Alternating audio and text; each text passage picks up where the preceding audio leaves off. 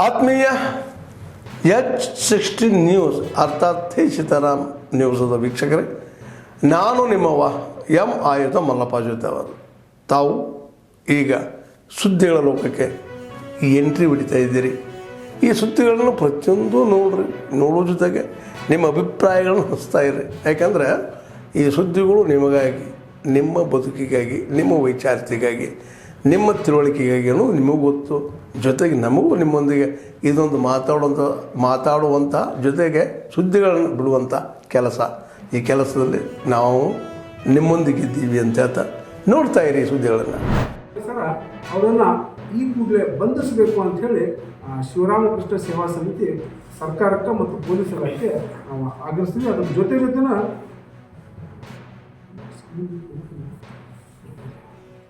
Police ವರಿಷ್ಠಾಧಿಕಾರಿಗಳು ಕೂಡ ನಾವು ಒಂದು ಮನವಿ ಕೊಟ್ಟಿವಿ ಮೊನ್ನೆ.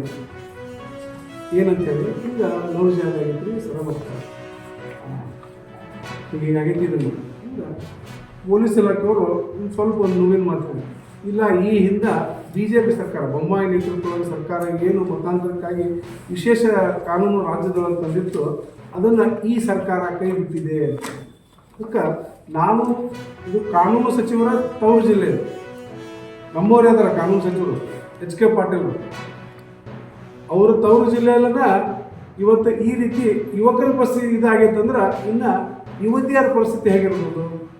ಉತ್ತರ ಪ್ರದೇಶ ಒಳಗೆ ಹೇಳ್ತಾರೆ 14 ಲಕ್ಷ ಇಂಥ ಜಾತಿಯವರಿಗೆ, ಇಂಥ ಜಾತಿಯವ್ರಿಗೆ 20 ಲಕ್ಷ, ಇಂಥವ್ರ ಜಾತಿಯವ್ರಿಗೆ 5 ಲಕ್ಷ ಅಂತೇಳಿ. ನೋಡ್ರಿ, ಅಲ್ಲಿ ಕೂಡ ತಾರತಮ್ಯ ಐತಿ. ಇದು ಹಿಂದೂ ಸಮಾಜಕ್ಕೆ ಬಹಳಷ್ಟು ಜನ ಹೇಳ್ತಿರ್ತಾರೆ, ನೀವು ಜಾತಿಗಳನ್ನು ಮಾಡ್ತಾರೆ ಅಂತೇಳಿ. ಹಂಗಾದ್ರೆ ಮುಸಲ್ಮಾನರು ಕೂಡ ಬ್ರಾಹ್ಮಣರಿಗೆ ಹೆಚ್ಚಿಗೆ ಮತ್ತು SC ST OBC ಅವ್ರು ಕಮ್ಮಿ ಯಾಕೆ? ಅದಕ್ಕೆ ನಾನು ಮಾನ್ಯ HK ಪಾಟೀಲ್ ವಿನಂತಿ ಮಾಡ್ಕೊತೀನಿ, ಈ ಕೂಡಲೇ ಬೊಮ್ಮಾಯಿ ಸರ್ಕಾರದವ್ರು ಏನು ಕಾನೂನು ಇತ್ತಲ್ಲ ಆ ಕಾನೂನು ಮರಳಿ ತರಬೇಕು. ಯಾರು ಈ ಬಲವಂತವಾಗಿ ಮತಾಂತರ ಮಾಡಿರಲ್ಲ ಅವ್ರ ಮೇಲೆ ಕಾನೂನು ಜರುಗಿಸಿ ಅವರನ್ನು ಒದ್ದೊಳಗಾಕ, ಬೇರೆ ಹಂಗೆ ಒಳಗೆ ಹಾಕೋದಲ್ಲ, ಒದ್ದೊಳಗಾಗಬೇಕು. ಯಾಕಂದ್ರೆ ಅಮಾಯಕ ಯುವಕರಿಗೆ ಕಾನೂನು ಅರಿವಿರುವುದಿಲ್ಲ, ನಿಮ್ಮನ್ನು ಬಿಡಂಗಿಲ್ಲ, ನಮ್ಮ ಸಮಾಜದ ಕೈಯಲ್ಲಿ ಹೊಳಿಸ್ತೀವಿ ಅಂತ ಹೇಳಿದ್ರೆ ಆ ಯುವಕರು ಎಲ್ಲಿ ಹೋಗ್ಬೇಕ್ರಿ? ಸಹಜವಾಗಿ ಭಯಪಡ್ತಾರಲ್ಲ, ಹಂಗೆ ಆ ಯುವಕರು ಕೂಡ ಸಾಕಷ್ಟು ಭಯಪಟ್ಟು ಅವ್ರು ಹೇಳಿದ ಹಾಗೆ ಮುಸ್ಲಿಂ ಸಂಪ್ರದಾಯಂಗ ಮದುವೆ, ಮುಸ್ಲಿಂ ಸಂಪ್ರದಾಯಂಗ ನಮಾಜು, ಅವ್ರೇನು ಗ್ಯಾರ್ವಿ ಅಂತ ಮಾಡ್ತಾರಲ್ಲ, ಗ್ಯಾರ್ವಿ ಏನು ಹೇಳ್ಯಾರ ಅದಕ್ಕೆಲ್ಲನೂ ಕೂಡ ಸಾಕಷ್ಟು ಹಣ ತೊಗೊಂಡು ಮತ್ತೆ ಹಂಗೆ ಮಾಡಿಲ್ಲ, ಯುವಕನ ಕಡೆ ಹಣ ತೊಗೊಂಡ್ರ. ಜಹಾಂಗೀರ್ ಬಾಬಾ ಯುವತಿಯರಿಗೆ ಹಣ ಕೊಟ್ಟು ಮತಾಂತರ ಮಾಡ್ತಿದ್ದ, ಇಲ್ಲಿ ಇರುವಂಥ ಬಾಬಾ ಹಣ ಪಡೆದು ಈ ಯುವಕರನ್ನು ಮತಾಂತರ ಮಾಡೋದು ಗುಂಡಾರದೊಳಗೆ ಭಾಗವಹಿಸ್ಯಾರ. ಹಾಗಾಗಿ ನಾನು ಇಲ್ಲಿಯ ಜಿಲ್ಲಾ ಪೊಲೀಸ್ ವರಿಷ್ಠಾಧಿಕಾರಿಗಳು ಮತ್ತು ಕಾನೂನು ಸಚಿವರಿರ್ಬೋದು ಅವರಲ್ಲಿ ವಿನಂತಿ ಮಾಡ್ಕೊಳ್ತೀನಿ, ಈ ಕೂಡಲೇ ಅವರನ್ನು ಬಂಧಿಸಿ ಒಳಗೆ ಹಾಕಬೇಕು ಅಂತ ನಾನು ಈ ಮೂಲಕ ವಿನಂತಿಸ್ಕೊಳ್ತೀನಿ. ಅವ್ರ ಸಲ ಅವ್ರ ಪರ್ಮಿಷನ್ ಕೊಟ್ಟರು, ಬರೀ ಜಾಲಿ ಮಾಡಬೇಕು ಸರ್. ನಮ್ದು ಒಂದು ಹತ್ರ ನನ್ನ ಮಾತನ್ನು ಕೇಳ್ತೀರಾ? ಜಾಲಿ ಮಾಡಿ ಪರ್ಮಿಷನ್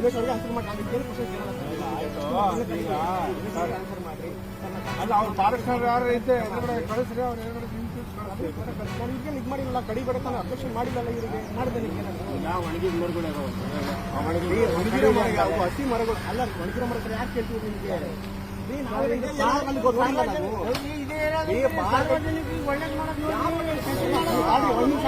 ದೊಡ್ಡರಿದ್ದಾರೆ ಇವರು, ಒಳ್ಳೇದು ಮಾಡ್ತಾರೆ. ನೀವು ಡೆವಲಪ್ಮೆಂಟಿಗೆ ಚಾರ್ಜಿಗೆ ನಿಮ್ಮ ಡೆವಲಪ್ಮೆಂಟಿಗೆ 50 ಲಕ್ಷ ಸ್ಯಾಂಕ್ಷನ್ ಆಗೈತಿ. ಪಾರ್ಕಿಂಗ್ ಈ ಡೆವಲಪ್ಮೆಂಟ್ ಎಷ್ಟೇ ಅಲ್ಲಿ ಅದಕ್ಕೆ ನೋಡಿ ಪ್ರಶ್ನೆ. ನೀವು ಪರ್ಮಿಷನ್ ಕೊಟ್ಟಿದ್ದೀನಿ, ಬರೀ ಜಾಲಿ ಮರಗಳನ್ನ ಕಡಿಯಕ್ಕೆ ಅಷ್ಟೇ ಅಲ್ಲ, ಅದು ಒಣಗಿದ ಮರಗಳು ಬರ್ರಿ, ಅದು ಹೊಡ್ಕ ಬರ್ರಿ, ಅದು ಹೊಡ್ಕ ಬರ್ರಿ. ನೀವು ಒಳ್ಳೆ ಮರ ಯಾವ್ದಾರ ಒಂದು ಅರಿಯ ಹೊಡೆದು ಹೊಡ್ಕೊಂಡು ಹೋಗಿ ಹೇಳಿದ್ರಲ್ಲ ಅವ್ರೆ, ಯಾರು ಕಿರಿಕ್ ಮಾಡಿದಾರ್ದಂಗೆ, ಯಾರು ಕಿರಿಕ್ ಮಾಡಿದ್ರೆ ಮಾಡಕ್ಕೋಸ್ಕರ ಬಂದಿದ್ದೀವಿ. ಲಾಭದ ಬಗ್ಗೆ ನಾನು ಕೇಳ್ತೀನಿ, 28,000 ರೂಪಾಯಿ ದುಡ್ಡು ಕಟ್ಟಿದ್ದೀನಿ ನಾನು. ಸರ್ಕಾರಕ್ಕೆ ಲಾಭದ ಬಗ್ಗೆ ನಾನು ಮಾತಾಡ್ತೀನಿ. ಏನ್ ಮಾತಾಡ್ತೀನಿ?